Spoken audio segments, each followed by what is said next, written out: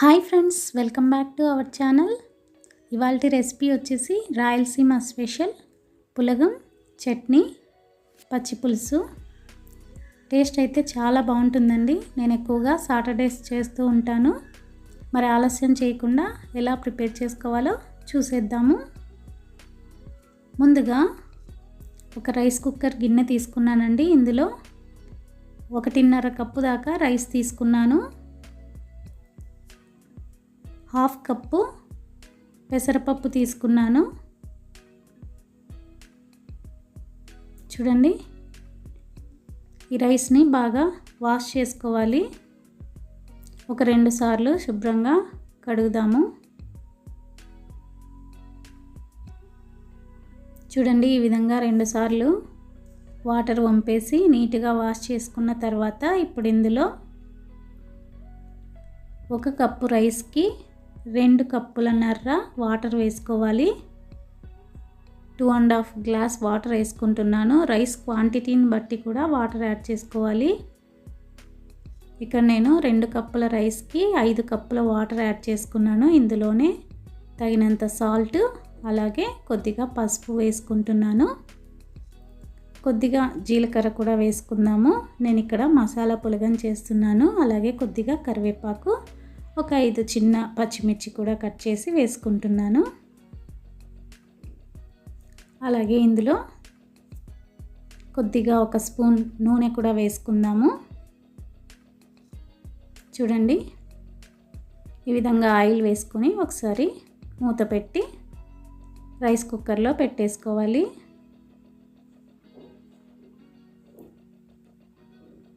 ఇక్కడైతే నేను rice cooker on చేశానండి.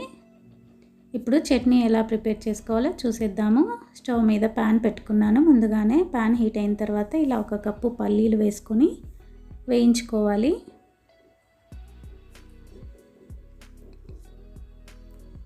చూడండి, ఈ విధంగా ఫ్రై అయితే సరిపోతుంది. ఇప్పుడైతే ఇవి వేగిపోయాయి. ప్లేట్లోకి తీసుకుందాము.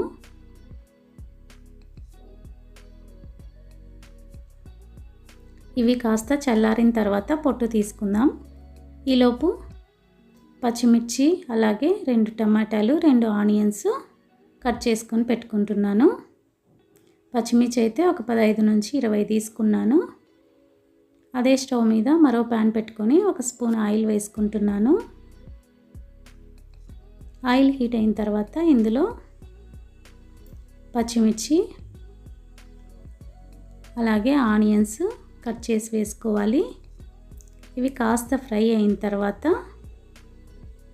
ఇందులో టమాటోలు వేసుకుందాము. ఇవి త్వరగా ఫ్రై అవ్వడం కోసం 1 స్పూన్ సాల్ట్ కూడా యాడ్ చేశానండి. చూడండి, ఈ విధంగా కలుపుకుంటూ ఉంటే త్వరగా కుక్ అవుతాయి. ఇప్పుడు ఇందులో పచ్చిమిర్చి, ఆనియన్స్ కొద్దిగా ఫ్రై అయిన తర్వాత టమాటో కూడా పెట్టుకొని కొద్దిగా చింతపండు కూడా యాడ్ చేసుకున్నాను. చూడండి, అవి మగ్గేలోపు రైస్ అయితే ఇలా ఉడుకుతుంది. ఇంకో 5 మినిట్స్ దాకా పడుతుందండి. మూత పెట్టి కుక్ చేసుకుందాము. చూడండి, ఇవి కూడా ఫ్రై అయిపోతున్నాయి. ఇంకో 2 మినిట్స్ కుక్ చేసుకుంటే సరిపోతుంది. చూడండి, 2 మినిట్స్ తర్వాత ఇలా ఫ్రై అయిపోయాయి.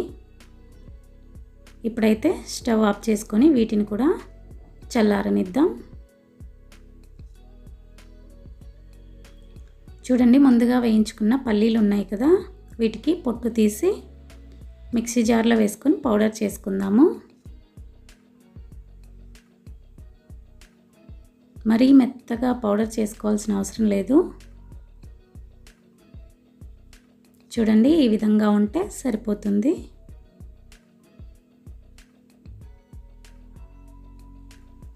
ఇప్పుడు పచ్చడి రోట్లో చేసుకుంటున్నాం కాబట్టి రోట్లో ముందుగా పచ్చిమిర్చి వేసుకొని ఇలా మెత్తగా దంచుకోవాలి. మిక్సీలో వేసుకుంటే మెత్తగా అయిపోతుందండి. అందుకనే నేను రోట్లో చేస్తున్నాను. ఇలా పచ్చిమిర్చి దంచుకున్న తర్వాత టమాటోలు కూడా వేసి మెత్తగా దంచుకోవాలి. చూడండి, ఈ విధంగా మెత్తగా చేసుకున్న తర్వాత ఇప్పుడు ఇందులో మనం ముందుగా రెడీ చేసి పెట్టుకున్న పల్లీ పౌడర్ ఉంది కదా, అది కూడా యాడ్ చేసుకోవాలి. అలాగే 1 స్పూన్ సాల్ట్ కూడా వేసుకుందాము. మీ టేస్ట్కి తగ్గట్టు సాల్ట్ యాడ్ చేసుకోండి. అలాగే వేయించిన ఆనియన్స్ కూడా వేసుకొని మరో నిమిషం పాటు దంచుకోవాలి. చూడండి, ఈ విధంగా మెత్తగా చేసుకోవాలి. ఇది గట్టిగా ఉంది కాబట్టి కొద్దిగా వాటర్ యాడ్ చేసుకోవాలి. చూడండి, ఇలా వాటర్ యాడ్ చేసుకుంటూ ఇలా రుబ్బుకోవాలి. చూడండి, ఇప్పుడైతే ఇది రెడీ అయింది.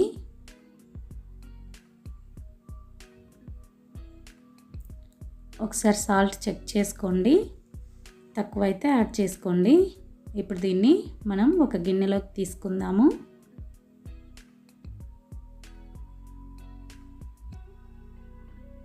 చట్నీ అయితే రెడీ అయిందండి.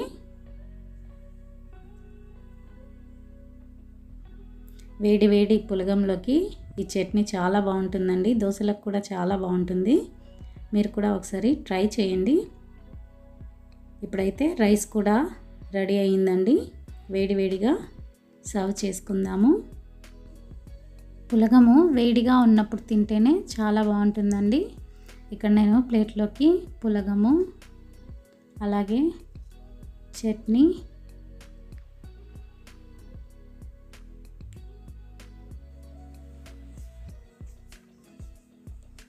ఒక స్పూన్ నెయ్యి కూడా వేసుకుంటున్నానండి. ఈ పులగం చట్నీలోకి నెయ్యి వేసుకుంటే చాలా బాగుంటుంది. ఒకసారి మీరు కూడా ట్రై చేయండి. అలాగే నేను పచ్చి పులుసు కూడా రెడీ చేశాను. వీటితోటి నా లంచ్ ఇవాళ కంప్లీట్ అయిపోతుంది. మీరు కూడా ఒకసారి తప్పకుండా ట్రై చేయండి. మీకు ఎలా వచ్చిందో కామెంట్ రూపంలో తెలియజేయండి. ఎవరైనా ఛానల్ని మొదటిసారి చూస్తుంటే సబ్స్క్రైబ్ చేసుకోండి. పక్కన బెల్ ఐకాన్ ఉంటుంది, దాన్ని కూడా యాక్టివేట్ చేసుకోండి. అప్పుడే నోటిఫికేషన్స్ మీ దాకా వస్తాయి. Thanks for watching this video. ఇటువంటి మరిన్ని వీడియోస్ కోసం ఛానల్ని సబ్స్క్రైబ్ చేసుకోండి.